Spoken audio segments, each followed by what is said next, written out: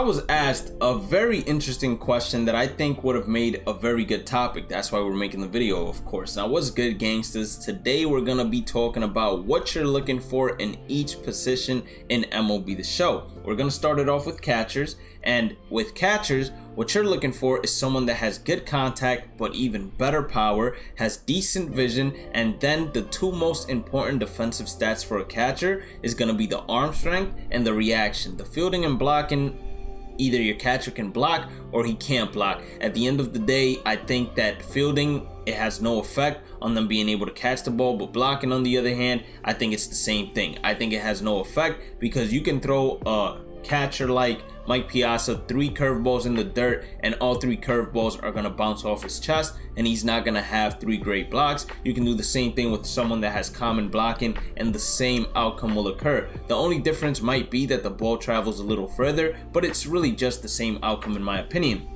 So when it comes to the catcher position, you're looking for good contact, great power, good vision, and then good arm strength and good reaction. If you get each and every single one of those categories, that's gonna be a great player. Mike Piazza, he has the good contact, he has the great power, the arm strength is decent, the reaction is okay, and then the vision is good. He's gonna translate on Hall of Fame difficulty, he's gonna translate on Legend difficulty as well. The threshold that you're looking for, especially if you're gonna play on Legend, is most likely gonna be contact that's above a 90. If you're playing on Hall of Fame, above an 80. And then when it comes to All-Star, it doesn't really matter because a guy like Joey Gallo is going to be a complete monster on All-Star. When it comes to power numbers, the threshold that you're looking for is 80, and then when it comes to vision, the threshold that you're looking for on Legend is most likely going to be above an 80.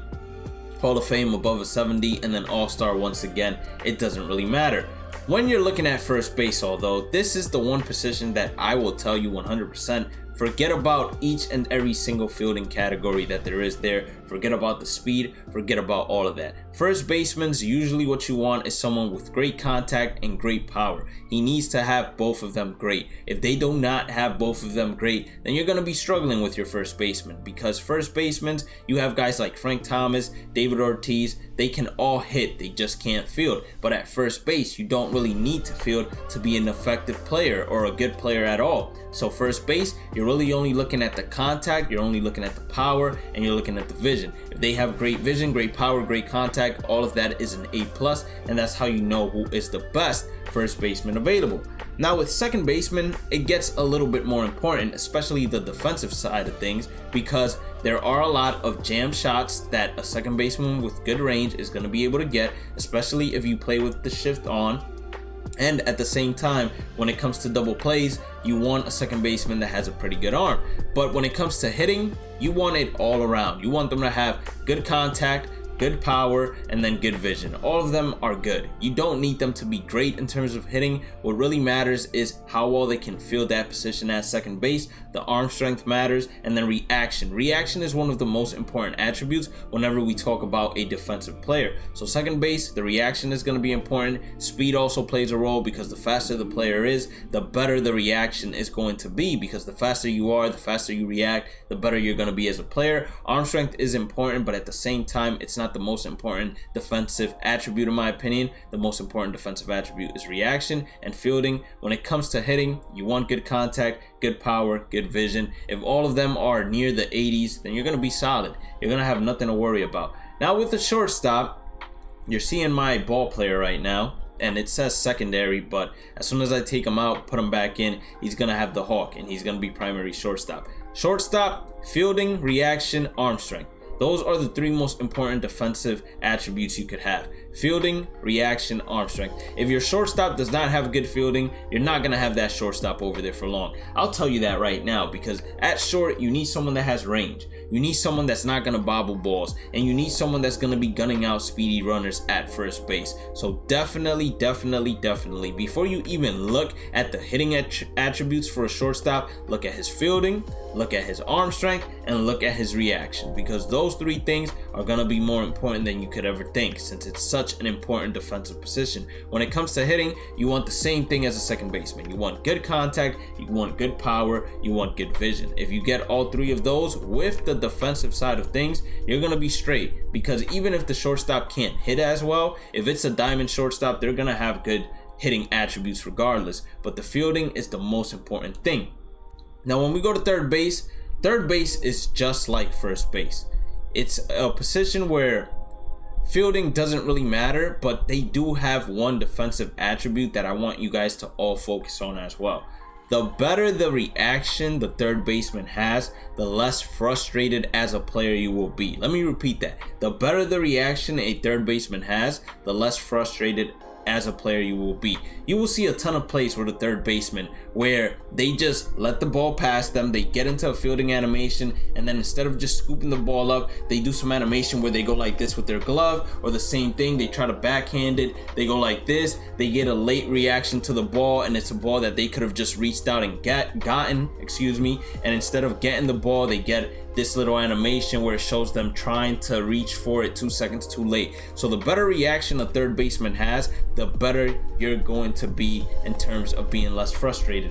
But with that being said, with the third baseman, you're looking for great reaction, you're looking for great contact, and you're looking for exceptional power.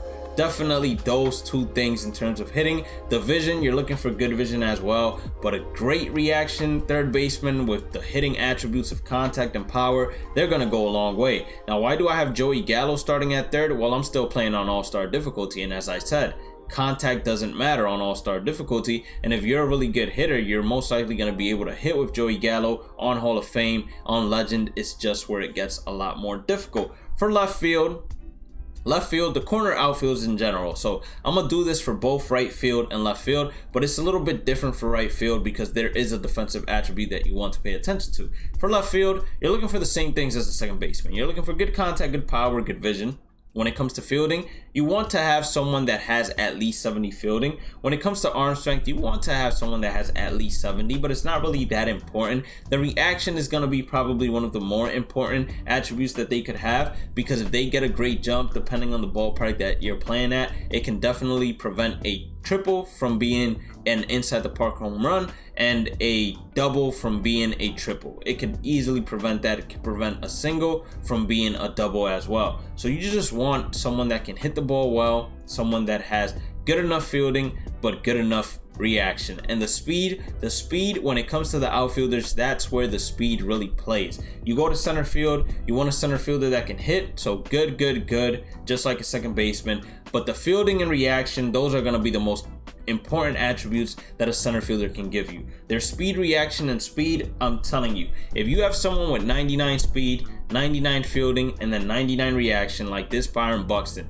I promise you, he's not going to be dropping a lot of balls, and a lot of balls that your opponents are going to hit inside the gap, he's going to be able to chase down and prevent them from even being a double. It's going to make it an out as he's going to get there. So you definitely want to have great fielding, great reaction, great speed, and then good enough hitting. You can get by with that. Now, when we talk about right field, that's the only position on the diamond besides shortstop where arm strength and catcher, of course, arm strength really matters. The fielding, not so important. Reaction, not so important, because if you play at a stadium like Ship It, where they have a big wall at right field, you can go ahead and make those sacrifices because anything hit over their head is going to go to the wall regardless. But as I'm saying, fielding, not that important, but you still want to have above at least 70 fielding. Arm strength, that's going to be the most important thing. When it comes to reaction, you want to have someone that has good enough reaction. I'd say 75 is good enough. The speed, you want someone with at least 50 speed.